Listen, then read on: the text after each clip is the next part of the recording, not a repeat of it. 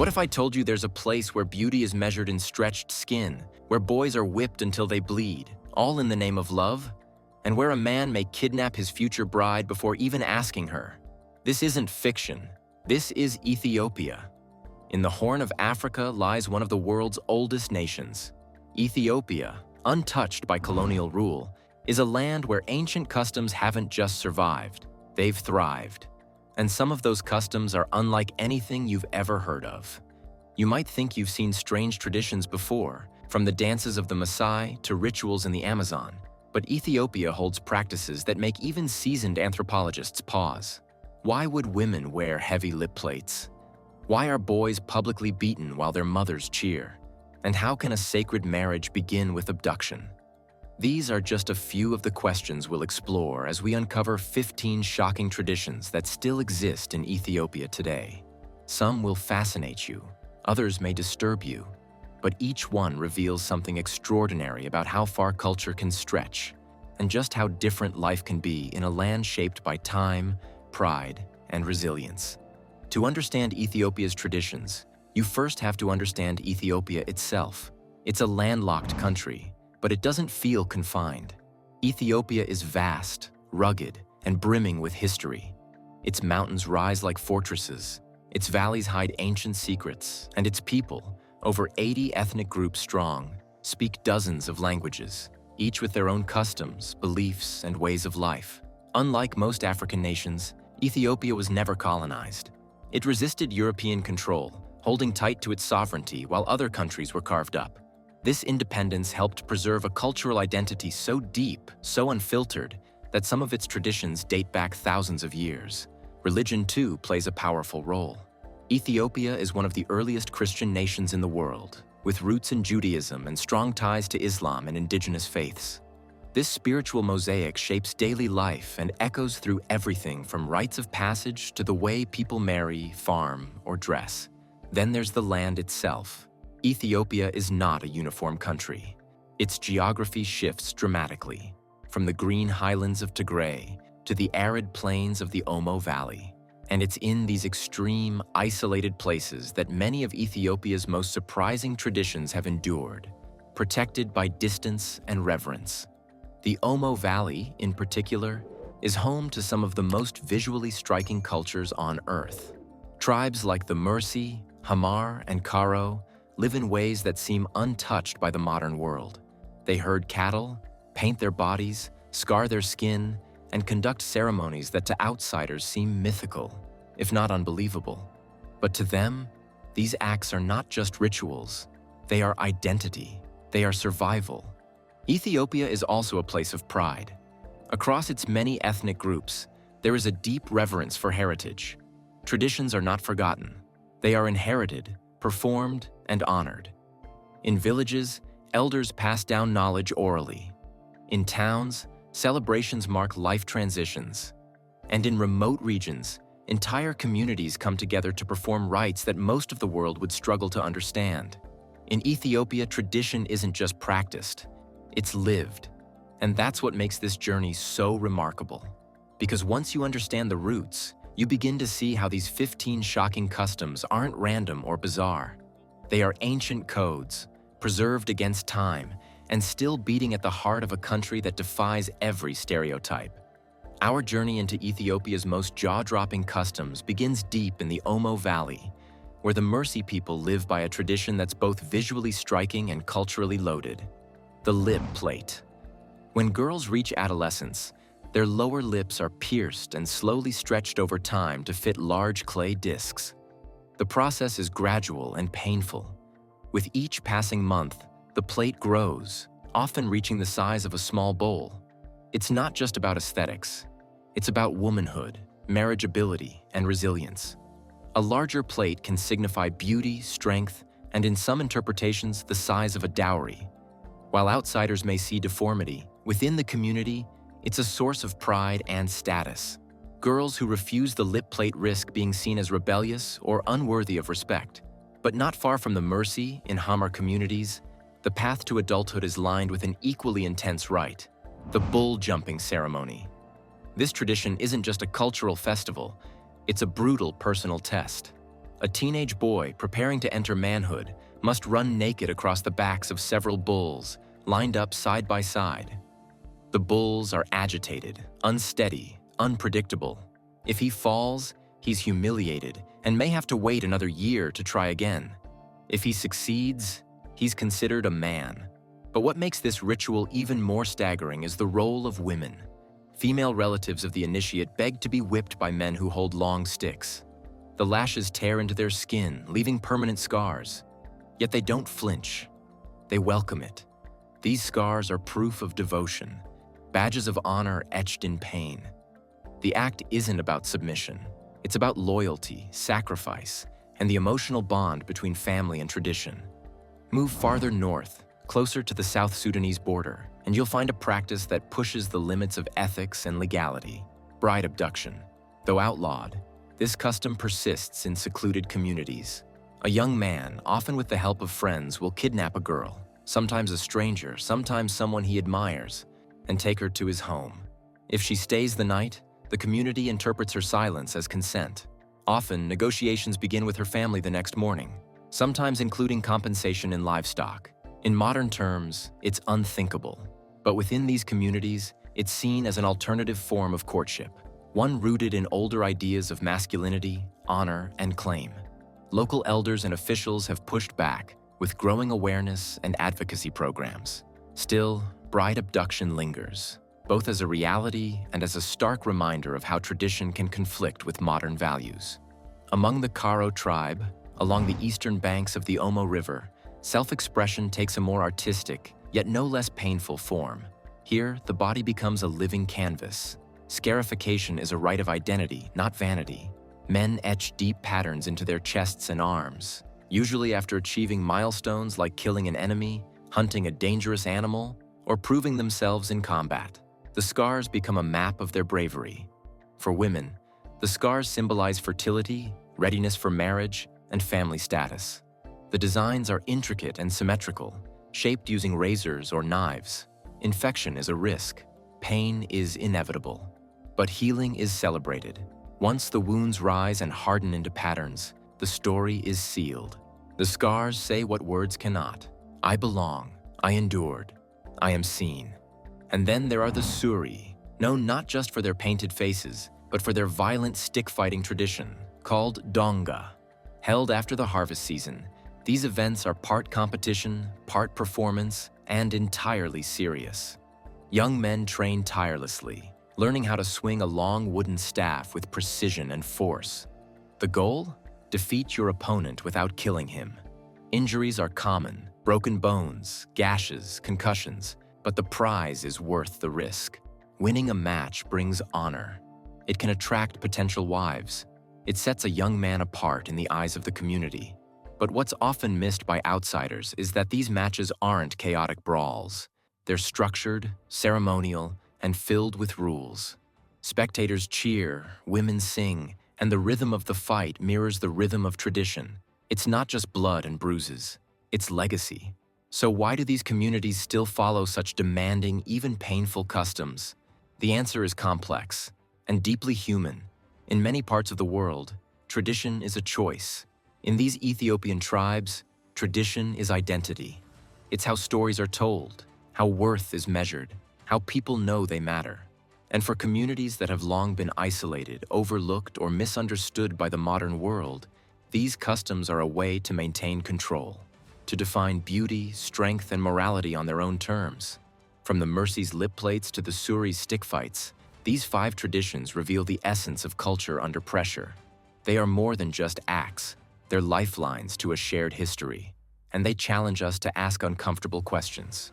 Where do we draw the line between tradition and harm, between cultural preservation and ethical evolution? The world may be changing, but here in Ethiopia's tribal heartlands, the past still breathes. And for many, that breath is worth everything. In the highlands of northern Ethiopia, among the Tigray and Amhara people, there exists a tradition that's both mesmerizing and unsettling. Exorcism through song and possession. Spiritual healers, often elderly women known as Deteras, lead intense rituals where those believed to be possessed scream, convulse, and chant for hours. These are not theatrics. They're acts of survival. Villagers gather, drums echo, incense burns, and the afflicted are encouraged to confront the spirits inside them. These possessions, known locally as czar, are said to be caused by ancestral spirits or unresolved trauma. Through rhythm, repetition, and fervent prayer, the possessed often collapse into exhaustion, signaling the spirit has left, or at least been heard. For communities with limited access to mental health care, this becomes the only outlet for what we might label anxiety, depression, or even schizophrenia. But to them, it's a sacred encounter between the human and the supernatural. Further south, among the Dorze people near the Great Rift Valley, the very homes they live in carry tradition. Towering beehive-shaped huts, woven entirely from bamboo and banana leaves, dominate the villages. But what's astonishing is what happens when termites invade or land shifts. They simply pick up their homes, literally, and move them. Families and neighbors gather to lift and walk the structure to a new place, all without dismantling it. This isn't just clever engineering, it's symbolic. It shows the power of adaptation and togetherness. Life changes, you move with it, but you don't let go of what keeps you sheltered. In the southern Konso region, honoring the dead becomes an act of artistic devotion. When someone dies, they're not simply buried. They're remembered through Waga statues. These tall, hand-carved wooden monuments are placed above graves or within family compounds, and often depict the deceased in stylized form, holding objects that reflect their achievements or social status. The artistry is intricate, and every detail has meaning. A sword for a warrior, a bowl for a nurturer, an animal for a skilled hunter. Families return to these statues during ceremonies, repainting and maintaining them. In doing so, memory becomes tangible. Death, instead of being feared, becomes a thread that ties the past to the living present. In the blistering deserts of eastern Ethiopia, the Afar people live on the edge of human endurance. Their customs, forged by heat and hardship, include a warrior code tied to survival. In the past, young men were expected to bring back a physical token from their first act of defense, often an enemy's ear or finger. It was brutal, yes, but for the Afar, it was proof. Proof that a boy had protected his tribe, that he was ready to lead. While this tradition is fading, especially with changing laws and exposure to modern ethics, the stories persist. Elders still speak of bravery not in abstract terms, but with memories of real, tangible sacrifice. Today, some men still wear elaborate knives on their belts, passed down through generations, each one carrying the weight of legacy and expectation. And then, deep in the bench Maji zone, we reach one of the most visually haunting practices of all, teeth chiseling. Among the Surma tribe, children and teenagers file their teeth into sharp, triangular points using stones or knives. The procedure is painful, done without anesthesia, and the results are permanent. Western observers often see it as savage. But for the Surma, these sharpened teeth are beautiful. They symbolize maturity, bravery, and identity. A girl with pointed teeth is often considered more attractive. A boy who endures the pain is seen as ready for adult life. These teeth, like lip plates or scars, are not just aesthetics. They are declarations, proof that one belongs and that one has endured. As we reflect on these 5 traditions, it's important to pause and ask, why do these practices endure? Why does a culture hold on to rituals that cause pain or defy logic in a modern world? Because for many Ethiopian communities, tradition is not a museum. It is a living force, a source of purpose and belonging. It connects the living to the dead, the young to the old, the individual to the tribe. It gives meaning to suffering and structure to chaos. In the Western world, identity is often personal. Here, it's communal. And these customs are the bridges. But that bridge is under threat. The modern world is coming faster than ever. Roads are being paved. Cell towers are rising. Tourism brings both admiration and distortion. Traditions once hidden are now Instagrammed and critiqued by people with no understanding of the context. Some communities embrace this exposure, using it to educate and empower. Others retreat, fearing that too much light will bleach away the soul of their customs. These are not people trapped in time. They are people negotiating it, with a deep understanding that losing their traditions means losing the stories that make them who they are. And so, we continue our journey. the final 5 traditions await. Ones that touch the very edge of belief, that challenge our assumptions about family, spirit, and morality. Stay with us, because the most powerful revelations are still ahead. In the Simeon Mountains, where the air thins and the land kisses the clouds, there's a tradition that speaks not to the body, but to the soul. It's called Sebel, or holy water. More than a belief, it's a powerful healing rite. For Ethiopians, especially within the Orthodox Christian faith, holy water is said to cure illness, repel evil, and purify the spirit. Sacred springs, often flowing near centuries-old churches like Debre Libanos or Lalibela, become pilgrimage sites. People travel for days, even weeks, seeking the water's blessing. They chant as cold water is poured over them. They tremble as sins are washed away. For some, it's the only medicine they trust. Miracles are spoken of in whispers, illnesses vanishing, curses broken. Whether or not one believes in its divine power, there's no denying the comfort and unity these gatherings bring. A space where suffering is shared and healing, at least spiritually, is found. But not every ritual in Ethiopia brings comfort. In remote villages, there remains a deeply troubling tradition: female genital cutting, also known as FGM. Despite national bans and public health efforts, the practice persists, often in secret. Girls, some as young as 7, are held down while elders perform the cutting without anesthesia. It's framed as a rite of passage, a purification. Elders say it ensures modesty, preserves virginity, prepares a girl for marriage. But behind the words lies pain. Physical, emotional, lifelong. Survivors speak of trauma, of complications in childbirth, of shame they couldn't name as children. And yet, in communities where identity is rooted in obedience and silence, many endure without question. Brave women, however, are breaking the silence, speaking in schools, creating safe houses, educating mothers. Change is slow, but it's growing. And each voice raised in protest is a step away from suffering toward a new tradition: protection. Elsewhere, in the mountains of Gondar and Wallo, the Beta Israel, Ethiopia's Jewish community, carry their own rich customs, distinct and ancient. For centuries, they practiced Judaism in isolation, without contact with broader Jewish traditions. No synagogues, no Torah scrolls, no rabbis. Yet their faith endured. Their spiritual leaders, called Kesach, guided them through ritual purity laws, dietary practices, and a calendar unlike any other. Holiday dates often differ from mainstream Judaism, and ceremonies carry Ethiopian flavors: fasting, singing, and offerings under open skies. Their survival is not just cultural, it's miraculous.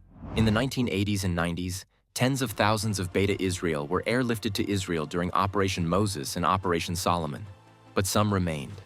And today, those who stayed still practice under the trees, in stone houses, in silence and strength. For them, Judaism is not defined by institutions, but by endurance, memory, and community. Deeper into Ethiopia's southeast, the Borana Oromo people keep time differently, literally. Their Gadah system is one of the oldest indigenous timekeeping traditions in Africa. It divides society into generational classes, each assuming power in cycles that last 8 years. But perhaps even more fascinating is their lunar stellar calendar. Known as Borana time reckoning, it doesn't rely solely on the moon or sun, but the positions of 7 guiding stars. Elders, trained from youth, interpret star movements, animal behavior, and ecological shifts to determine the seasons.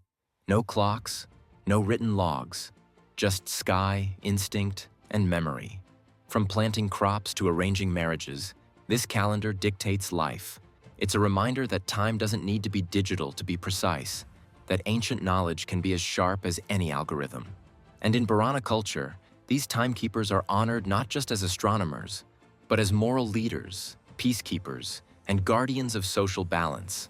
And then, in the historic city of Harar, where narrow alleys twist like old stories and the call to prayer echoes from minarets, a nightly ritual unfolds that feels more myth than fact: hyena feeding.